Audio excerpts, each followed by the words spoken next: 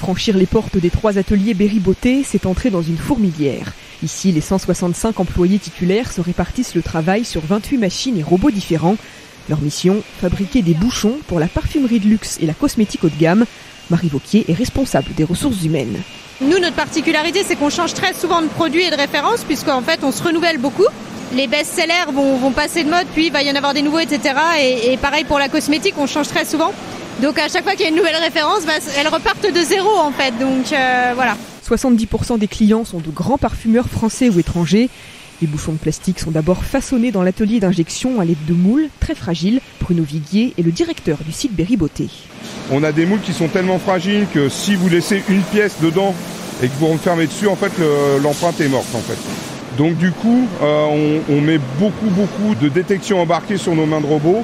Et dès qu'il y a une anomalie sur la main de robot, en fait, la machine ne relance pas la presse. En fait. Il faut savoir que les moules ne nous appartiennent pas en fait aujourd'hui. C'est une des difficultés qu'on a dans notre marché, c'est qu'aujourd'hui les outils appartiennent aux clients. Nous, on est juste, on leur fabrique, mais c'est eux qui payent les outils. Donc c'est pour ça qu'on a un enjeu non négligeable de taux de service. En fait, il faut vraiment qu'on soit au top.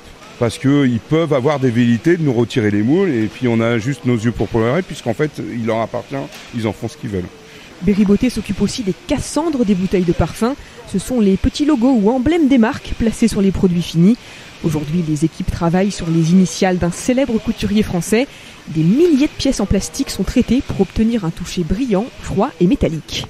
Vous partez la barre une fois qu'elle va être complètement démontée. Elle va partir avec que des pièces brutes pour le traitement de surface. Donc il va y avoir toute une partie chimique et ensuite on va passer à l'électrolyse une fois que la pièce sera devenue conductrice en fait.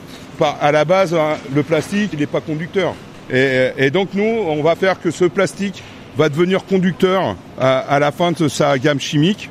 Déjà on va lui faire des petits trous avec l'acide chromique, ensuite on va mettre du nickel et ensuite on va mettre du cuivre. Le cuivre c'est la plus grosse épaisseur qu'on va mettre sur la pièce. Donc une fois que c'est fini, hop, on va pousser la barre dans le système d'attente et vous avez les robots là, rouge et jaune. On va récupérer toute la partie qu'on va accrocher. En fait, ça, on va le découper pour qu'in fine, en fait, on ait une pièce qui puisse se coller directement sur la bouteille. Marie Vauquier, est-ce que chez Berry-Beauté, ici, vous avez le monopole de fabrication sur certains produits ? On peut faire, là, par exemple, sur ce produit, c'est jusqu'à aujourd'hui, quasiment, on faisait la production mondiale de ce produit-là. Donc, on était le seul producteur. Mais c'est vrai que stratégiquement, le client souhaite que pour un seul et même produit, il n'y ait pas qu'un seul et même fournisseur. Donc là, ils dédoublent, ce qui fait que nous, on va perdre un petit peu, mais on compense avec d'autres produits. Et la France, la preuve, c'est qu'on peut être compétitif. Oui, mais je pense que le Covid a fait aussi que certains clients se sont dit finalement pour certaines productions c'est peut-être pas inintéressant de revenir en France parce que on a peut-être été bloqué un peu moins longtemps que d'autres pays. Ça vous a permis de vous démarquer par rapport à d'autres pays. Oui, et d'être toujours en croissance en termes de chiffre d'affaires, donc ça c'est intéressant aussi. En parallèle de cette étape esthétique, il y a aussi l'impression des textes sur les emballages des produits cosmétiques. Tout se déroule grâce à une longue machine verte parsemée de houblons rectangulaires. Donc là, en fait, on prend la pièce, on va l'emmener en rotation. Les petites étincelles, en fait, c'est un traitement plasma qui va nous permettre d'avoir une tension de surface optimum, en fait, pour pouvoir déposer l'encre. Donc derrière, en fait, on a un écran de soie. Par contre, aux endroits où il y a les écritures, il y a des micro-trous pour laisser passer l'encre, en fait. Un peu comme un pochoir, en fait. C'est exactement la même chose.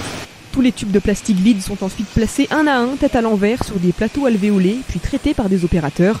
Bruno Viguier nous emmène enfin dans l'atelier d'assemblage et de parachèvement.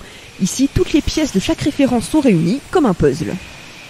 Alors sur ces machines-là, celle-ci, qu'on appelle B5 et B4, c'est des machines haute cadence, c'est des machines sur lesquelles on peut assembler jusqu'à 5 composants à une vitesse de entre 2500 et 3600 pièces suivant les références. Voilà. Donc aujourd'hui, elles sont gérées essentiellement par des robots. Donc vous avez des petits postes en fait va-et-vient qui vous prennent la pièce de l'alimentation jusqu'au plateau sur lequel on va mettre la pièce. Parce que vous allez voir en fait derrière on va mettre un point de colle en fait. Une fois que l'assemblage du capot et de l'intérieur est terminé, en fait on va acheminer le capot vers l'autre machine et on va faire l'assemblage avec la frette. Et ensuite, vous avez le poste qui est en face de vous qui récupère les pièces du plateau pour les mettre sur une autre navette qui va les acheminer vers le robot d'empaquetage Toutes les pièces qui vont être assemblées ici vont partir directement chez le client après. C'est la dernière phase de fabrication de nos produits. Alors quand on voit tout ce plastique qui est utilisé ici, Bruno Viguier, comment ça se passe au niveau du recyclage et de l'impact sur l'environnement ? 99% de nos matières premières sont issues du pétrole, clairement. Donc c'est pour ça que ce qui est intéressant, c'est qu'aujourd'hui, on arrive à avoir de la matière, ce qu'on appelle des PCR, des post-consommés. Le paradoxe que l'on voit, en fait, c'est que la matière post-consommée est plus chère aujourd'hui que de la matière vierge. Mais malgré tout, nos clients sont prêts à faire l'effort de payer un peu plus cher. Ils mettent une pierre à l'édifice, à l'environnement, en fait. Berry-Beauté investit beaucoup en recherche et développement. Dernière innovation écolo en date, une recharge pour déodorant. Elle permet au consommateur de réduire sa consommation de plastique à usage unique.